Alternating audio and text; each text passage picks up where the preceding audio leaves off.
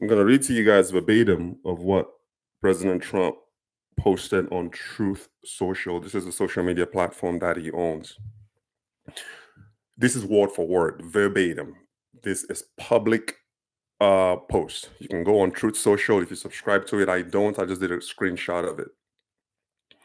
So he wrote on Saturday, 1:43 p.m. If the Nigerian government continues to allow the killing of Christians, the USA will immediately stop all aid and assistance to Nigeria and may very well go into that now disgraced country. Guns a blazing.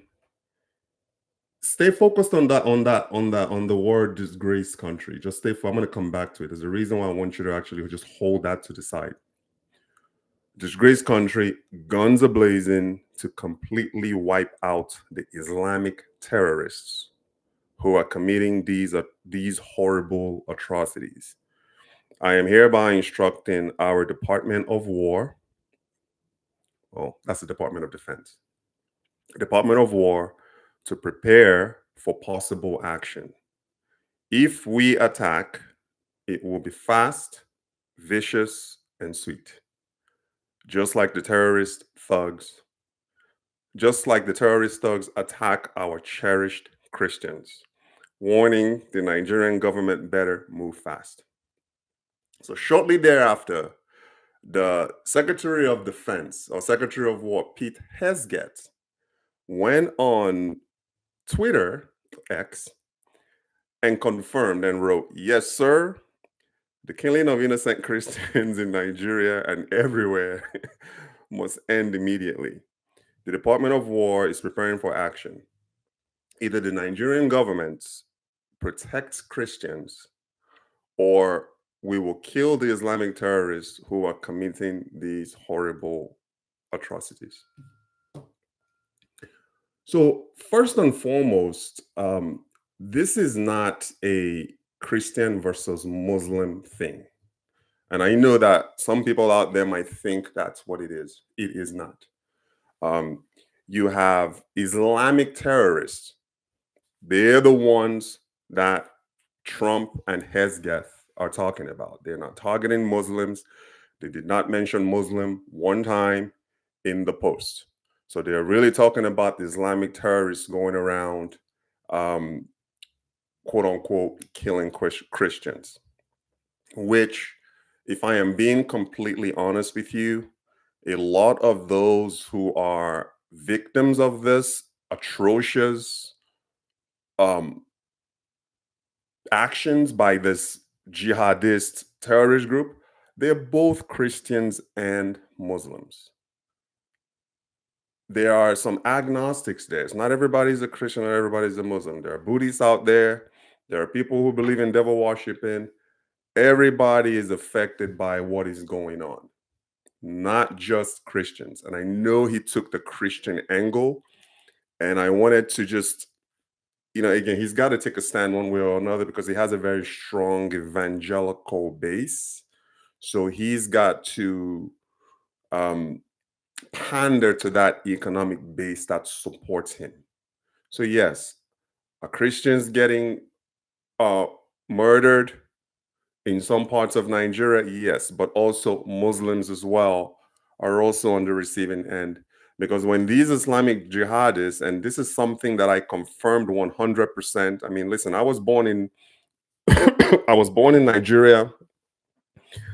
I grew up around uh, I grew up around Muslims. I grew up around the Islam faith. My background is in Christianity. I'm not saying that I'm a Christian today, and I'm not saying that I'm not a Christian today. I'm just saying my background is in Christianity. So growing up as kids in Lagos, we were always around each other. We were all brothers. We were all sisters. Talking about Christians and Muslims, and everyone is very honorable. My best friend growing up was a or is a Muslim. I remember as a kid, I used to go with him to the mosque.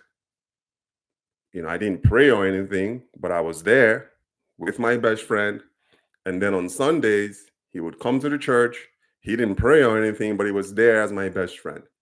That's how it is in some part. I mean, I grew up in Lagos, where it's a melting pot of all faiths. You have Christians and Muslims together living in Lagos, Nigeria. And when you go more of like the northern part of Nigeria, it's more predominantly people of the Islamic faith. Maybe I shouldn't say Muslims or Christians. And then on the south part of Nigeria, southeastern, southwestern, it's mostly people of the Christian faith with some Muslims mixed in there. So Nigeria is a melting pot of just literally all faiths. Okay.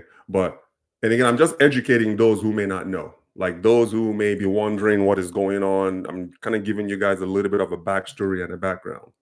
So it's a mix of, it's predominantly, I should probably be honest, it's predominantly people of the Islamic faith. Maybe 60%. If I'm wrong, correct me, guys. Maybe 60% Islamic faith, 40% Christianity in Nigeria. So my first reaction to that post as a veteran and also as a businessman is, it's more of a question. Is the president of the United States lying? Yes, the language is strong. We can all agree that the language is strong, but that is the Donald Trump brand. He's a street fighter. He doesn't, he pulls no punches. He doesn't mince words. That is his brand. Previous presidents, Joe Biden, President Obama, they were more diplomatic.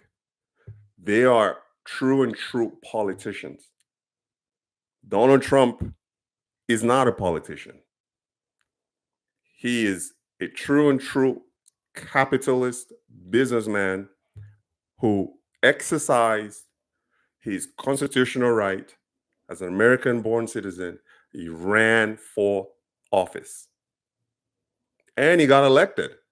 Whether you choose to like him or not, he got elected. President of the United States. This is the second go around. So it's not shocking to me. I don't think it's shocking to 99% of the population.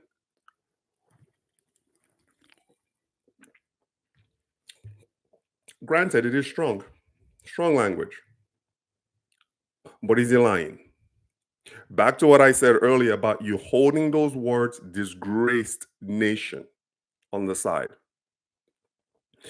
This isn't accidental. It is very intentional.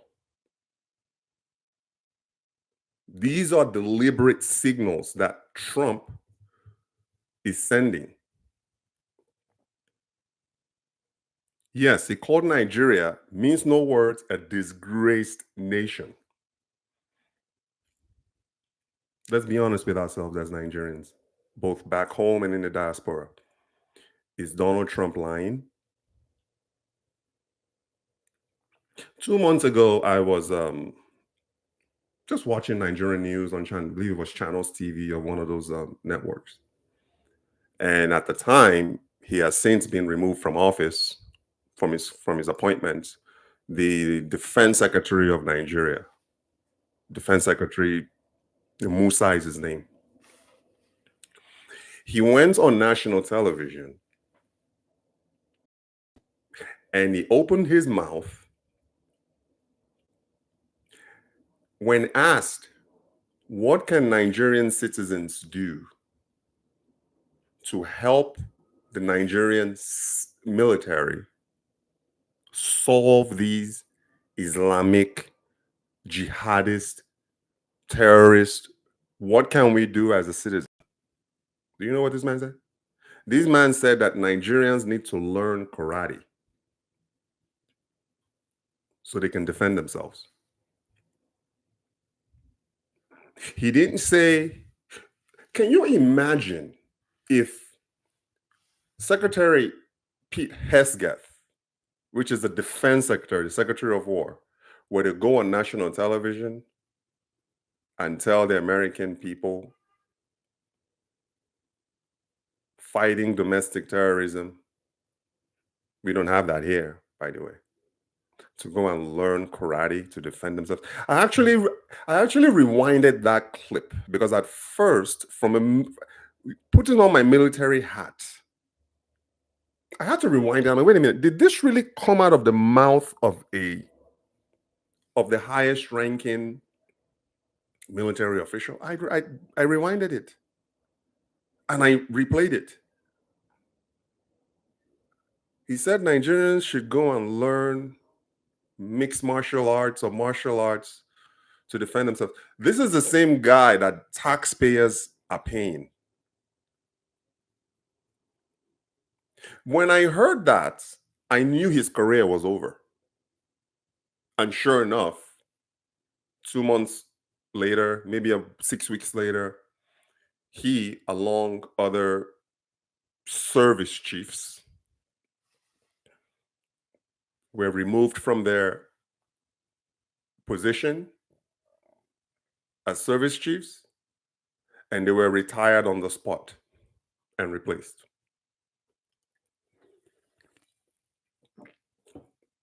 So when the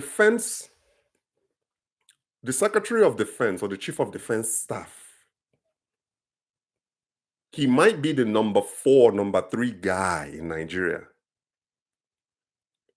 Meaning, if President Bola Tinubu was incapacitated and the Vice President Shetima was incapacitated, I think it's like the Senate is like number 3, and I think maybe House Rep leader is number 4, and I think maybe the Chief of Defense Staff is number 5. You have the number 5 guy in the country telling Nigerians in order to defend themselves, they should go and learn karate.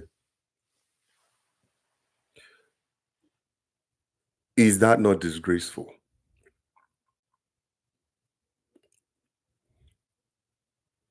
Is it not? Let's be honest now. Let's be honest with us. I'm not a political guy. I am a capitalist. I care about Nigeria. I love Nigeria. Nigeria is a free market economy compared to, let's say, China, that is a communist. Everybody, in my opinion, who wakes up every day and works hard and contributes to his or her community can seriously win in Nigeria. So when you have a guy like that, what kind of motivation? How your career is done. Because every military personnel under you is looking, if that is your mindset, going on national television and telling Nigerians, in order for them to defend themselves, they have to learn karate. Is that not disgraceful? Is President Trump lying?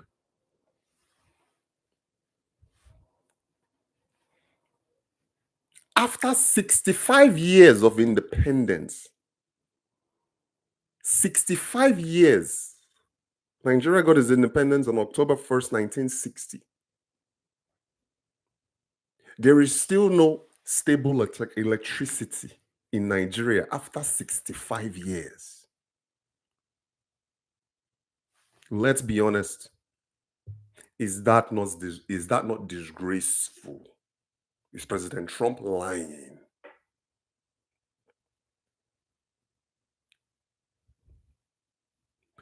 Nigeria is the giant of Africa, at least on paper.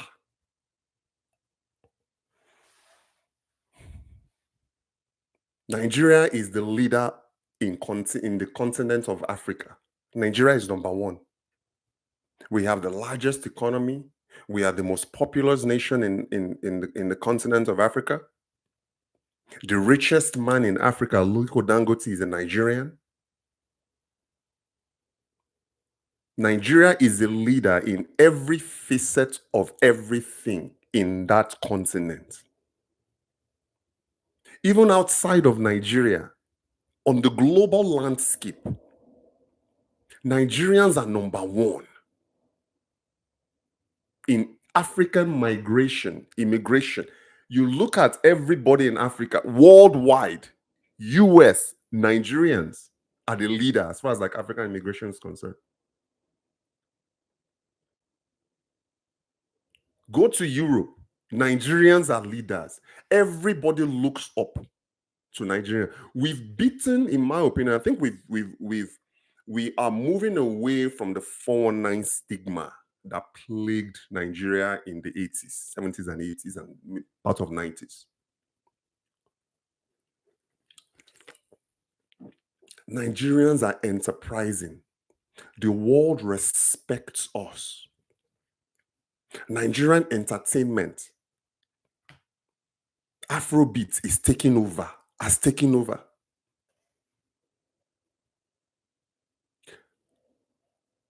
All of the military power that Nigeria has, we are still struggling to contain and wipe out terrorism, domestic terrorism. Is that not disgraceful? Is President Trump lying?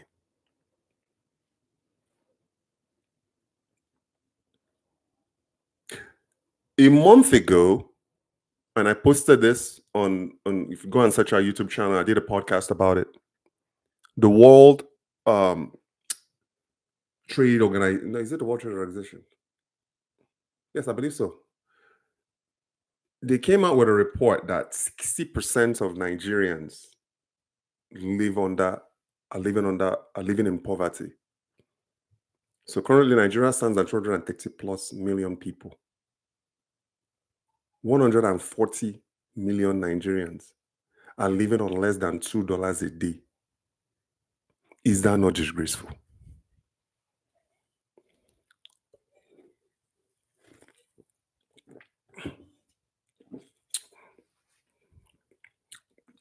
Let's be honest.